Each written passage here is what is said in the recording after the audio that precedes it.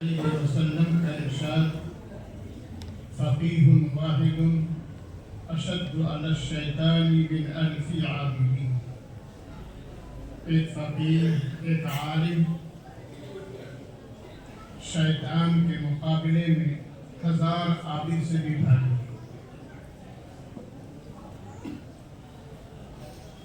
لیکن عالم کے اندر کیا ملکہ ہونا چاہیے جس سے یہ مقام حاصل ہوگا؟ وہ در حقیقت خشیت الہی ہے، اللہ تعالیٰ کا خوف ہے. اس لیے کہ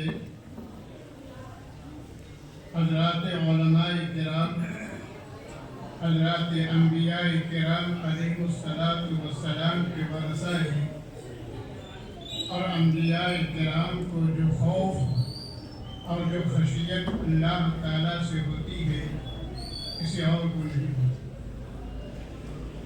میں خود متعدد موقع پر نبی اکرم صلی اللہ علیہ وسلم نے ارشاد فرمایا انا اعلم بامور دینکم واخشاکم للہ وفی روایت اتقاکم للہ.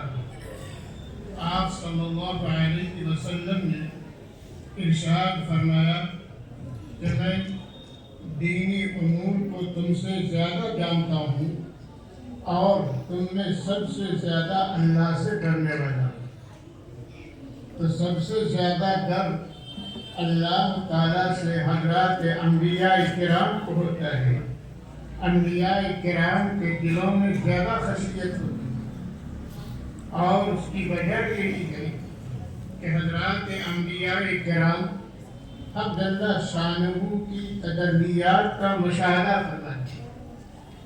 تو ظاہر کے تجلیات کا جب مشاہدہ فرماتے ہیں تو جو خشیت ان کے دل میں پیدا ہو سکتی ہے اور کسی کے دل میں نہیں ہو سکتی. اسی طریقے سے حضرات علماء ہیں، جب علماء اللہ تعالیٰ کی معرفت حاصل کرتا ہے تو اللہ تعالیٰ کی جتنی معرفت ہوگی اسی اعتبار سے ان کے دل میں خشیت پیدا ہوگی، ان کے دل کے اندر خوف پیدا ہوگا.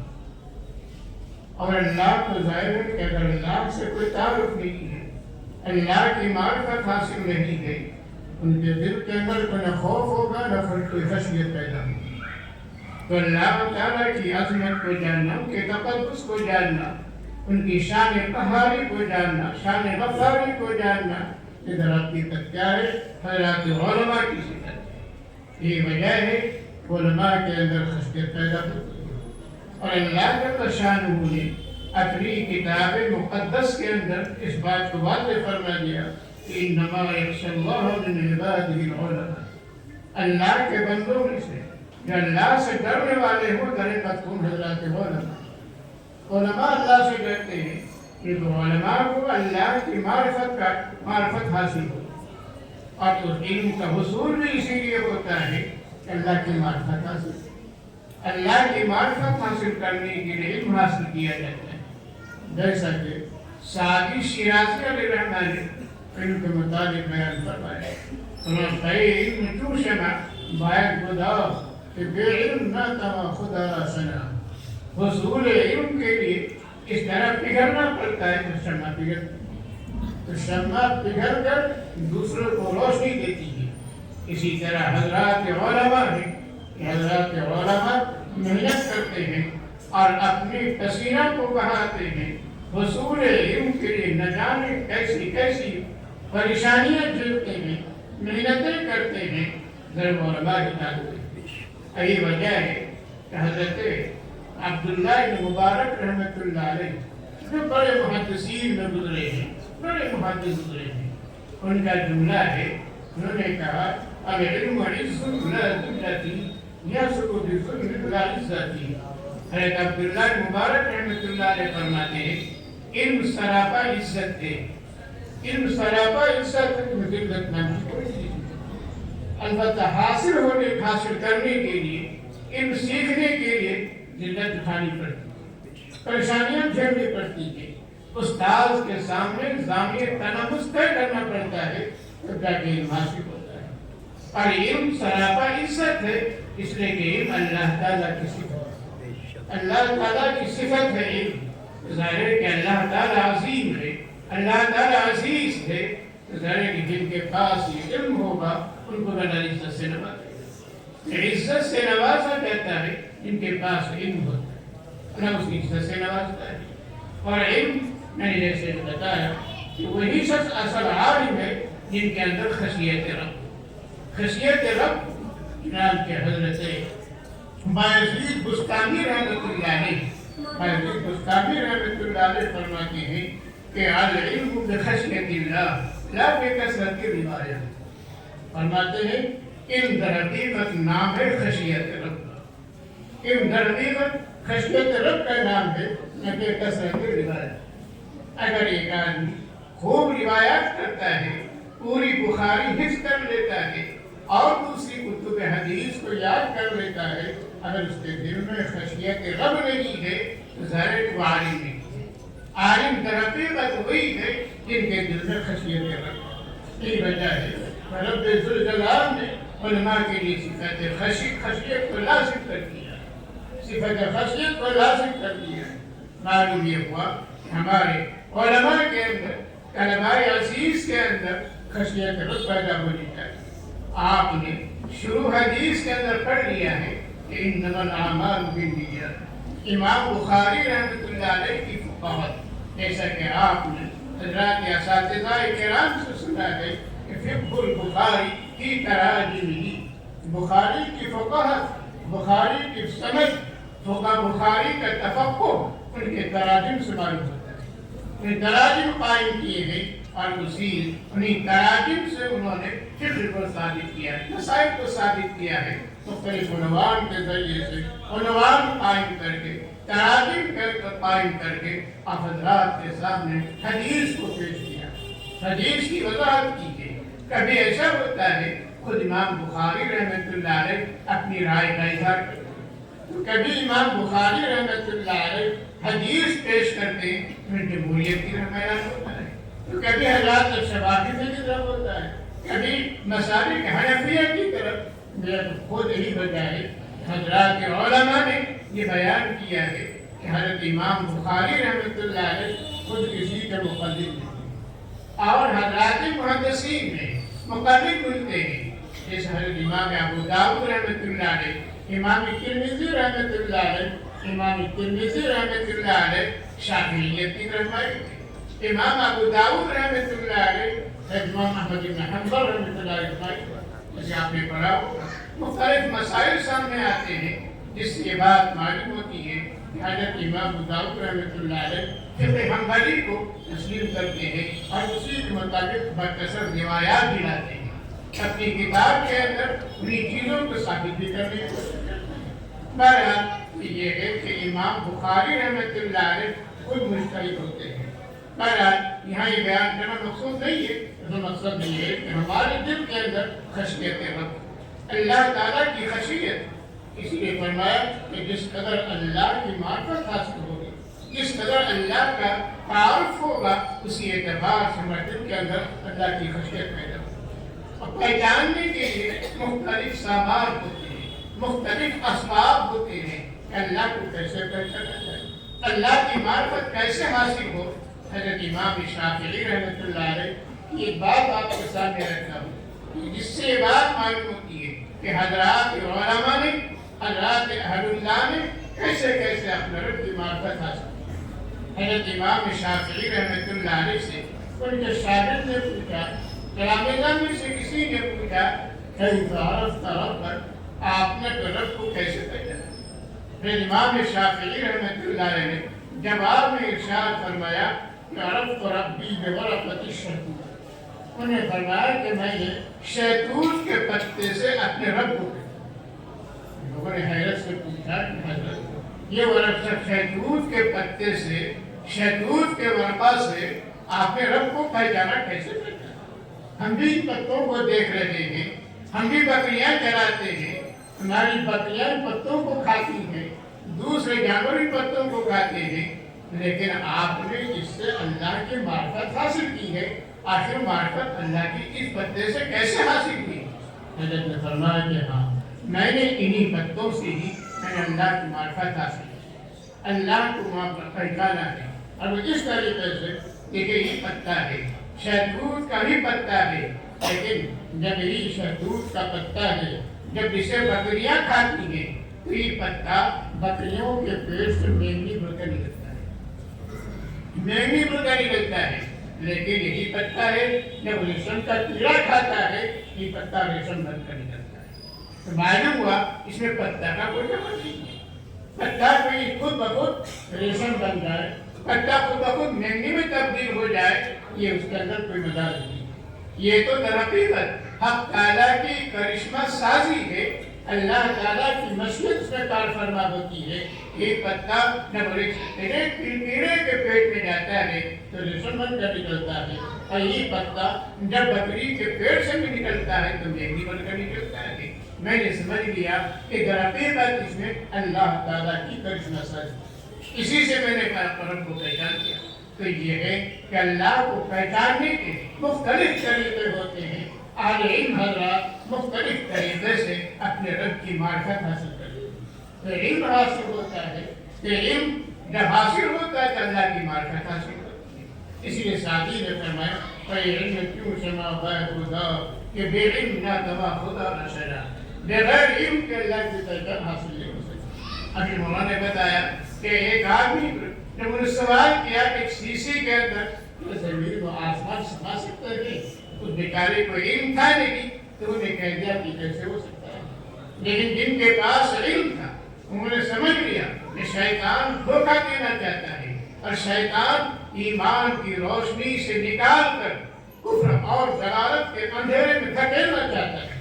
تو انہوں نے فوراً جواب دیا یہ شیشے تو کیا چیز ہے، اللہ کے قادر مطلق ہے، اپنی قدرت کاملہ سے یہ شیشی ہی نہیں بلکہ اللہ تعالیٰ پوری کائنات کو سوئی کے ناکے سے نکالنے کا طریقہ ہے۔ یہ ہے علم کا سبب۔ تو معلوم یہ ہوا کہ جب اللہ تعالیٰ علم عطا فرماتا ہے تو اپنی معرفت عطا فرماتا ہے، اپنی معرفت عطا فرماتا ہے۔ اور امام غزالی رحمۃ اللہ علیہ نے اپنی کتاب کے اندر سبب التقرب الی اللہ، انہوں نے اپنی اس کتاب کے اندر اس بات کی وضاحت کی ہے کہ ان المخافۃ تنجی من النار تدخل الجنہ۔ انہوں نے اپنی کتاب کے عنوان قائم کیا ہے، اس عنوان کو بتایا کہ اللہ تعالیٰ کا خوف، اللہ کی خشیت، اللہ کا خوف ایمان والے کو جہنم سے نجات دلاتا ہے اور جنت میں داخل کر دیتا ہے۔ جو اللہ کا خوف ہوتا ہے تو خوف خداوندی مومن کو جنت داخل کر دیتا ہے، خوف خداوندی جہنم سے نجات دلا دیتا ہے۔ اسی لیے خوف اللہ کا ہونا چاہیے، خشیت اللہ کی ہونی چاہیے۔ جیسے میں نے عرض کیا، حضرت بستانی رحمۃ اللہ نے فرمایا کہ کثرت روایات کا نام علم نہیں ہے، خشیت رب کا نام ہے۔ یہی وجہ ہے میں نے آپ کے سامنے آیت کریمہ تلاوت کی ہے۔ آیت کریمہ یا ایھا الذین آمنوا اتقوا اللہ حق تقاتہ، اے مومنو اللہ سے ڈرتے رہو، اور اتنا ڈرو کہ ڈرنے کا حق ادا کرو، ڈرنے کا حق ادا کرو۔ جب یہ آیت کریمہ صحابہ کرام نے سنی تو ان کے دل کے اندر ہیبت طاری ہو گئی، خوف طاری ہو گیا کہ بھلا کون انسان ہے کہ اللہ کا حق ادا کر سکے۔ کسی کے اندر یہ طاقت نہیں ہے اللہ کا حق ادا کرے۔ چنانچہ نبی اکرم صلی اللہ علیہ وسلم کی خدمت میں حاضر ہوتے ہیں اور کہتے ہیں یا رسول اللہ ایدنا، ہم میں کون ایسا شخص ہے فَإِنْهُ يُؤَدِّي حَقَّ اللَّهِ، ہم میں سے کون ہے جو اللہ کا حق ادا کرے، کون اللہ کا حق ادا کر دے گا۔ آیت کریمہ پڑھی، نبی اکرم صلی اللہ علیہ وسلم نے فرمایا کہ تمہاری یہ بات بھی اللہ تعالیٰ کو پسند آئی۔ کیوں؟ انہوں نے یہ نہیں کہا نہیں ہم ڈریں گے نہیں، ہم یہ کر نہیں سکتے، انہوں نے یہ نہیں کہا، انہوں نے اپنی عاجزی، اپنی انکساری کو بیان کیا۔ ہم میں سے کون ڈر کا حق ادا کر سکتا ہے؟ ڈر تو ہے لیکن اس بات کا ڈر ہے کہ ہم کون ادا کر سکتے، حق ادا نہیں کر سکے گا۔ انکساری کا اظہار ہے، تواضع کا اظہار ہے۔ موسیٰ علیہ السلام کے قوم کی طرح نہیں حضرت موسیٰ علیہ السلام سے ان کی قوم نے یہ کہہ دیا تھا اذهب انت وربك فقاتلا انا هاهنا قاعدون، آپ اور آپ کا رب جائیے اور لڑ بھڑ لیجیے، ہم تو یہاں سے ٹلتے نہیں، ہم یہاں سرکتے نہیں۔ تو معلوم یہ ہوا کہ بنی اسرائیل نے حکم کو ماننے کے بجائے انکار کیا، لیکن صحابہ کرام امت محمدی صلی اللہ علیہ وسلم نے انکار نہیں کیا، خوف کا مظاہرہ کیا، خشیت کا مظاہرہ کیا، تو اللہ تعالیٰ کی عطا پسند آئی، اور پسند آئی تو اللہ تعالیٰ نے اس میں تخفیف پیدا کی۔ فَاسْتَقُوا اللَّهَ وَاسْتَقَامُوا، تم اللہ سے ڈرو جتنا تم سے بچ، اپنے طور پر کوئی کوتاہی نہ، اپنے طور پر کوئی کوتاہی نہ۔ اسی لیے فرمایا وَلَا تَمُوتُنَّ إِلَّا وَأَنْتُمْ مُسْلِمُونَ، مرنا نہیں مگر مسلمان۔ ظاہر ہے کہ مرنا ہمارے اختیار میں نہیں، دنیا میں آنا ہمارے اختیار میں نہیں ہے، دنیا میں آنا اللہ کے اختیار میں، دنیا سے جانا ہمارے اختیار میں۔ معلوم یہ ہوا کہ مرنا اللہ کے اختیار میں ہے، جیسا کہ خود حضرت عبداللہ مبارک رحمۃ اللہ علیہ وہ منتظر تھے کہ کب ان کے پاس موت کا فرشتہ ہے، منتظر جتنی جلدی ہو سکے آ جائے۔ کیوں؟ اس لیے کہ اہل اللہ کو اللہ سے دیدار کا اشتیاق ہوتا ہے، اللہ والے کو اللہ سے ملاقات کا شوق پیدا ہوتا ہے۔ تو حضرت عبداللہ مبارک رحمۃ اللہ علیہ اس بات کی مشتاق تھے اللہ تعالیٰ کا دیدار ہو جائے، اللہ تعالیٰ کی رویت حاصل ہو جائے، تو بہرحال اس بات کی مشتاق، لیکن اللہ سے رویت حاصل کرنے کے لیے یہاں کی آنکھ کام نہیں کرتی، یہ آنکھ ہماری اللہ کا دیدار نہیں کر سکتی، یہ ہماری آنکھ سے اللہ کی رویت نہیں ہو سکتی ہے۔ اسی لیے اللہ تعالیٰ نے موت رکھ دیا کہ موت ایک ذریعہ ہے۔ چنانچہ حدیث میں آتا ہے آقا رحمت محمد رسول اللہ صلی اللہ علیہ وسلم نے ارشاد فرمایا الموت جسر یوسر الحبیب الحبیب، موت ایک پل میں جو دوست اور دوست کو ملا سکتا ہے۔ تو معلوم موت کے بعد بھی اللہ سے دیدار ہو سکتا ہے، موت کے بعد ہی اللہ سے رویت ہو سکتی ہے، موت سے رویت نہیں ہوتی۔ تو حضرت عبداللہ مبارک رحمۃ اللہ علیہ موت کے متمنی تھے۔ اہل ایمان موت سے نہیں گھبراتے ہیں، موت سے نہیں ڈرتے ہیں۔ دیکھیے یہ مناطقہ، یہ فلاسفہ، یہ سائنسداں، یہ سب یہ کہتے ہیں موت آئے گی سب ختم ہو جائے گا، لیکن نہیں۔ آپ قرآن پڑھیے، قرآن حدیث پڑھیے، ہمیں قرآن کیا بتاتا ہے، حدیث رسول صلی اللہ علیہ وسلم کیا بتاتی ہے؟ مرنے سے ہماری زندگی ختم نہیں ہوتی، بلکہ مرنے کے بعد ایک نئی زندگی کا آغاز ہوتا ہے، ایک نئی زندگی کا آغاز ہوتا ہے۔ یہی وجہ ہے حدیث میں فرمایا گیا الموت تحفۃ المومن، موت درحقیقت ایک مومن کے لیے تحفہ ہے، کوئی آفت نہیں ہے، مصیبت نہیں ہے۔ ہاں پسماندگان کے لیے وقتی طور پر پریشانی ہوتی ہے، اوپر یہ ہوتی ہے اگر بڑے گزر گئے تو اگر بڑے کی دعاؤں سے محروم ہو گئے، بڑوں کی شفقتوں سے محروم ہو گئے، ہمیں تکلیف اس بات کی ہوتی ہے جانے والوں کے لیے نہیں۔ حدیث میں آتا ہے محمد رسول اللہ صلی اللہ علیہ وسلم نے ارشاد فرمایا جب مرنے والا نیک ہوتا ہے، صالح ہوتا ہے، تو وہ اپنے لوگوں سے، موجود لوگوں حاضرین سے کہتے ہیں مجھے جلدی اپنی منزل تک پہنچاؤ، مجھے جلدی اپنی منزل تک پہنچاؤ، اس لیے کہ مجھے وہی رات ملے گی۔ اور اگر نیک نہ ہو، کافر ہو، مشرک ہو، تو گویا اس کو جانے میں خوف پیدا ہوتا ہے۔ تو غیر مسلم کو موت کا ڈر ہوتا ہے، اہل ایمان کو موت کا ڈر نہیں ہوتا۔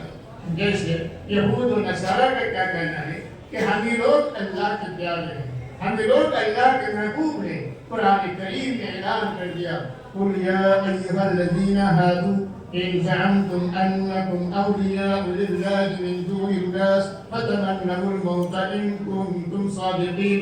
اے یہودیو، اے نصرانیو، جیسا کہ تمہارا زعم ہے، تمہارا دعویٰ ہے، تم اللہ کے محبوب ہو، اللہ کے پیارے ہو، ذرا موت کی تمنا کر کے دیکھو۔ اگر تو اپنے دعوے میں سچے ہو کہ تم ہی اللہ کے پیارے ہو تو موت کا تمنا کر کے دکھاؤ۔ ظاہر ہے قرآن ہی کہتا ہے فَلَا يَتَمَنَّوْنَهُ أَبَدًا بِمَا قَدَّمَتْ أَيْدِيهِمْ وَاللَّهُ عَلِيمٌ بِالظَّالِمِينَ۔ جو کچھ انہوں نے کیا ہے اپنے کرتوت کی وجہ سے کبھی موت کی تمنا نہیں کر سکتے، کبھی موت کی تمنا نہیں کر سکتے، لیکن مومن موت کی تمنا مومن موت کی تمنا کرتا ہے کہ موت آئے تو اللہ کا دیدار نصیب ہو۔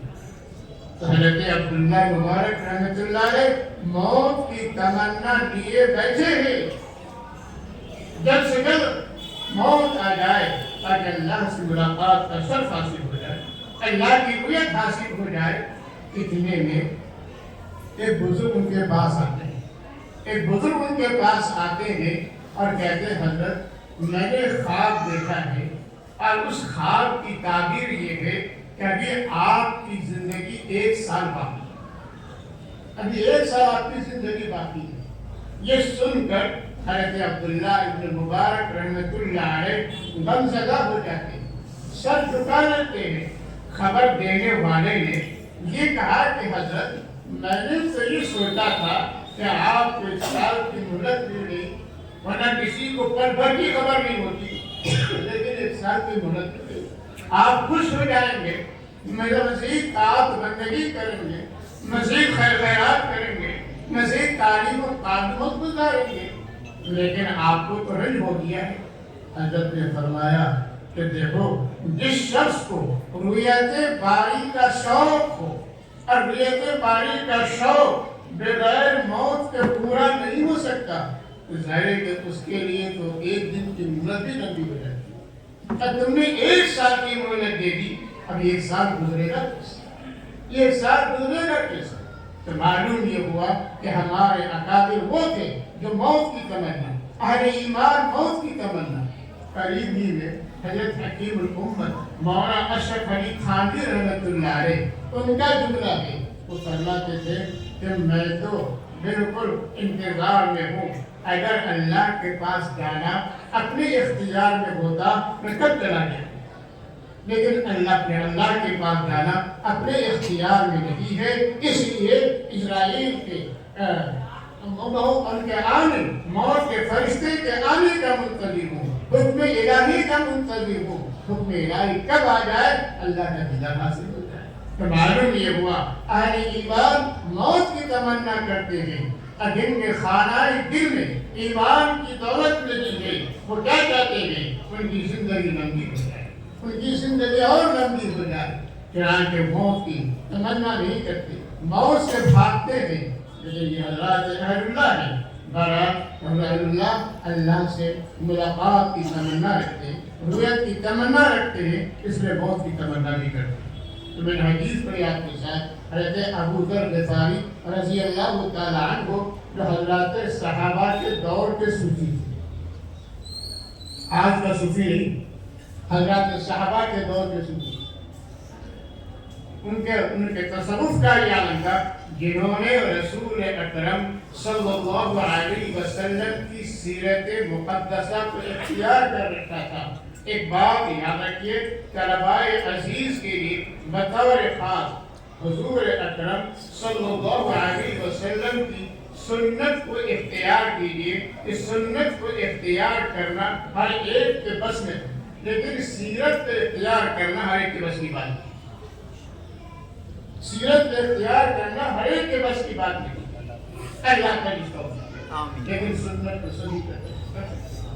مثلا دیکھیے سنت ہے کھانا اس طریقے سے ہے، پینا اس طریقے سے، نماز اس طریقے سے پڑھنا ہے، یا اس طرح زکات ادا کرنی ہے، جہاد اس طریقے سے کرنا ہے، تو میں یہ سنت طریقہ ہے۔ اب یہ ہے کہ رسول اکرم صلی اللہ علیہ وسلم کی سیرت مبارکہ یہ ہے کہ آپ نے پیٹ پر پتھر باندھا، کون کر سکتا ہے آج؟ آج کون کر سکتا ہے؟ کون اپنے پیٹ پر پتھر باندھ کر وقت گزار کر سکتا ہے؟ کون ہے جو پوری رات کھڑے ہو کر گزار سکتا ہے؟ کون ہے جو اپنے پاؤں میں ورم پیدا کر دے؟ کون ہے؟ آقائے رحمت محمد رسول اللہ صلی اللہ علیہ وسلم اتنا طویل قیام فرماتے ہیں، حدیث کا تھا اس قدر لمبا قیام فرماتے کہ آپ کے قدمین مبارکین ورما جاتے. آپ نے صرف کھجوروں پر حدیث، آپ نے شمائل میں حدیث پڑھی ہے کہ نبی اکرم صلی اللہ علیہ وسلم کئی روز تک جس وقت اسبدین یعنی کھجور پانی پر گزارا کرتے ہیں. کون ہے جو کھجور پانی پر گزارا کرتے؟ اگر ایک وقت کھانا نہ ملے تو شکایت شروع ہو جاتی ہے، شکایتیں شروع ہو جاتی ہیں. لیکن آقا رحمت محمد رسول اللہ صلی اللہ علیہ وسلم انہیں اسبدین پر، کھجور پانی پر، اور اسی پر بس نہیں، آپ ازواج مطہرات کے پاس تشریف لے جاتے ہیں. آپ ان سے پوچھتے ہیں کیا کھانے کے لیے کچھ ہے؟ ازواج مطہرات نے اگر کچھ ہے تو پیش کر دیا، اور نہیں جب ازواج مطہرات نے یہ کہہ دیا کہ نہیں کچھ نہیں ہے، اچھا اگر کچھ نہیں ہے تو میں روزہ سے ہوں. یہ ہے حضور اکرم صلی اللہ علیہ وسلم کے دسترخوان میں ایک سے دو کھانے کا انتظام نہیں ہوتا تھا. حضرت ابو ذر غفاری رضی اللہ تعالی عنہ نے پوری زندگی اسی طرح گزار دی. ان کے دسترخوان میں ایک ہی قسم کا کھانا ہوتا تھا. اگر کسی دسترخوان میں ایک سے دو کھانے ہو گئے خفا ہو جاتے تھے اور کہا کرتے تھے ابھی نبی اکرم صلی اللہ علیہ وسلم ہمارے درمیان سے تشریف لے گئے، کوئی زیادہ دن نہیں گزرا، تم نے اس طرح کا تبدل کیسے کر دیا، اس طرح کا تغیر کیسے کر دیا کہ تمہارے دسترخوان میں مختلف چیزیں رکھی ہوئی ہیں. یہ عالم تھا حضرت ابو ذر غفاری رضی اللہ تعالی عنہ. بہرحال میں نے ان کی حدیث آپ کے سامنے رکھی ہے. ان ابی ذر رضی اللہ تعالی عنہ قال رسول اللہ صلی اللہ علیہ وسلم 6 ایام اعقل ما یقال لك بعد. ابو ذر غفاری فرماتے ہیں نبی رحمت محمد رسول اللہ صلی اللہ علیہ وسلم نے مجھ سے 6 دن تک ارشاد فرمایا ابو ذر تمہیں ایک بات بتاؤں گا، اسے خوب یاد، اسے اچھی طرح محفوظ کر لینا، ذہن نشین کر لینا، اس کو فراموش مت کرنا، ذہن نشین کرنا 6 دن تک. اب آپ اندازہ لگائیے کہ 6 دن تک جس بات کی تاکید کی جا رہی ہے وہ کس قدر اہم ہوگی. تو خود ہی فرماتے ہیں فلما کان الیوم السابع، جب 7واں دن آیا تو آقا نے فرمایا اوصیک بتقوی اللہ فی سر امرک وعلانیتہ. ابو ذر میں تمہیں اللہ سے ڈرنے کی نصیحت کرتا ہوں، چاہے تنہا میں ہو کہ میں ضرورت میں ہو تو بھی، خلوت میں ہو تو بھی، ہر حال میں اللہ سے ڈرنا، ہر حال میں اللہ سے.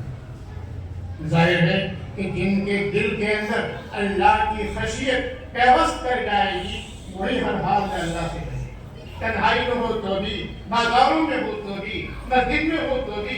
ایسا نہیں کہ جب تک مسجد میں ہے تب تک وہ اللہ کو رہا ہے، اللہ کا خوف. اور آج تو ہمارا حال اتنا بگڑ گیا ہے مسجد میں آ کر بھی گناہ کماتے.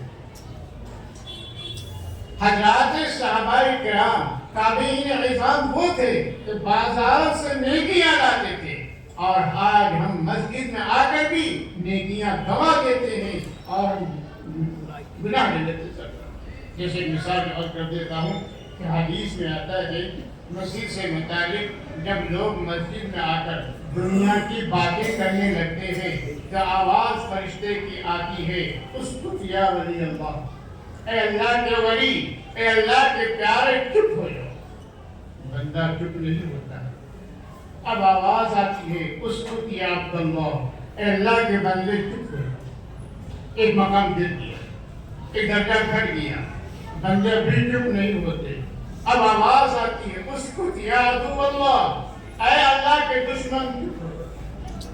تو پہلے آیا ندائی یا ولی اللہ، پھر ندائی یا عبداللہ، اب آخر ندائی یا عدو اللہ. معلوم یہ ہوا کہ مسجد کے احترام ہمارے دل سے نکل جاتا ہے اس طرح کی باتیں ہونے لگتی ہیں. بہرحال اللہ کا خوف ہوگا تو مسجد میں آ کر کیا کرنا بیٹھیں. حدیث میں آتا ہے رسول اللہ صلی اللہ علیہ وسلم نے ارشاد فرمایا ایک آدمی مسجد آتا ہے اور مسجد میں جماعت کے انتظار میں بیٹھ جاتا ہے، جب تک وہ انتظار میں ہے تب تک وہ نماز کا ثواب ملتا رہتا ہے۔ تسبیح کیجیے، تحلیل کیجیے اور اللہ کے قرآن کریم کی تلاوت کیجیے تو انشاءاللہ تعالیٰ آپ کو نماز کا ثواب ملتا رہے گا۔ تو یہ مسجد کا مقام ہے۔ یہ کب ہوگا؟ جب مسجد کے خشیت پیدا ہوگا، اللہ کا خوف پیدا ہوگا تو مسجد میں ذکر اللہ ہوگا۔ حدیث میں آتا سبحان اللہ تملأ المیزان، جب آدمی اپنی زبان سے سبحان اللہ کہتا ہے تو اپنی میزان عمل کو بھر دیتا ہے، اس سے میزان عمل پر ہو جاتی ہے۔ اسی لیے مسجد میں آ کر بیٹھنے کی ضرورت ہے تو ہے، اللہ کو یاد کرنے کی ضرورت ہے، اللہ کے دنیا کی باتیں کرنے کی ضرورت ہے، قرآن کریم کی تلاوت، تسبیح ہو، استغفار ہو، اللہ کا نام لیا جائے۔ جس قدر اللہ کا نام لیا جائے گا اسی قدر اللہ کا قرب حاصل۔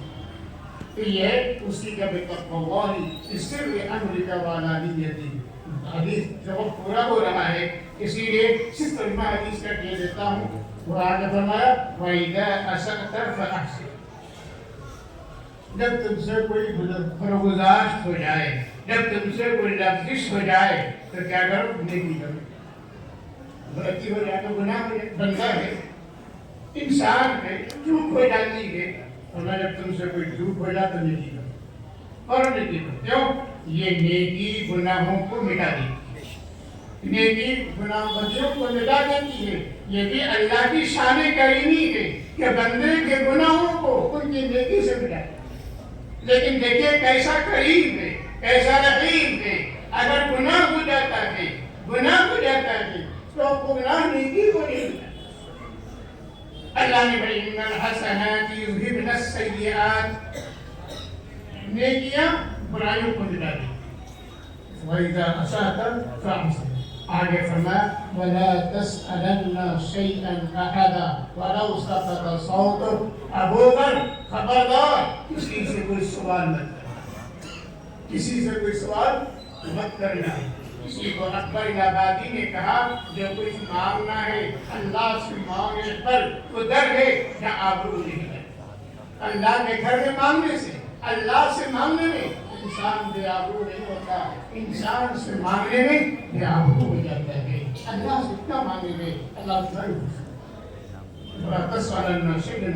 وَلَوْ سَقَطَ صَوْتُكَ، تمہارا کوڑا بھی گر جائے تو بھی اپنے سے اٹھا لینا، دوسرے سے مانگنا۔ حضرت امام احمد بن حنبل رحمۃ اللہ علیہ کا جملہ آپ کے سامنے پیش کرتا ہوں۔ امام احمد بن حنبل رحمۃ اللہ علیہ اس حدیث کے پڑھنے کے بعد کیا فرماتے ہیں؟ منذ قرأت هذا الحديث الشريف فدعوت الله سبحانه وتعالى اللهم انصر لساني عن مسألة غيرك كما صنت جبهتي عن سجود غيرك۔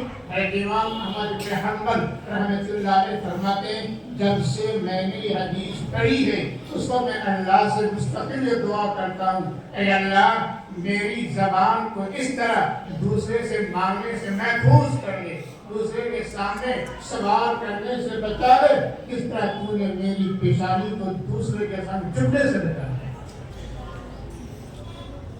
آگے فرمایا وَلَا تَقْضِ بَيْنَ اثْنَيْنِ، جب عہدۂ قضا قبول مت کرنا، عاصی مت بننا، اس لیے کہ تمہارے اندر جو نرمی ہے، کمزوری ہے، اس نرمی کی وجہ سے تم دوسرے کی سختی کو برداشت نہیں کر سکتے، اس لیے جب فیصلہ ہوگا کسی کے حق میں ہوگا کسی کے خلاف جائے گا، جس کے خلاف ہوگا وہ تمہارے ساتھ نہ جانے کیا برتاؤ کرے گا، تم اس کو برداشت نہیں کر سکو گے۔ بہرحال اس لیے فرمایا عہدۂ قضا قبول وَلَا تَقْبِضْ أَمَانَةً، اور سنو کسی کی امانت اپنے پاس مت لینا، امانت کو قبول مت کرنا۔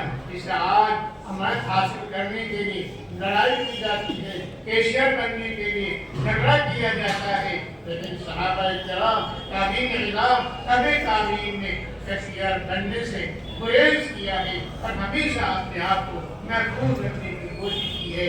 بہرحال جو باتیں ہم نے آپ کے سامنے رکھی ہیں اللہ تعالیٰ ہم سب کو پر عمل کی توفیق عطا فرمائے اور اللہ اپنی خشیت ہمارے دلوں میں پیدا فرمائے۔ وآخر دعوانا الحمد للہ رب العالمین۔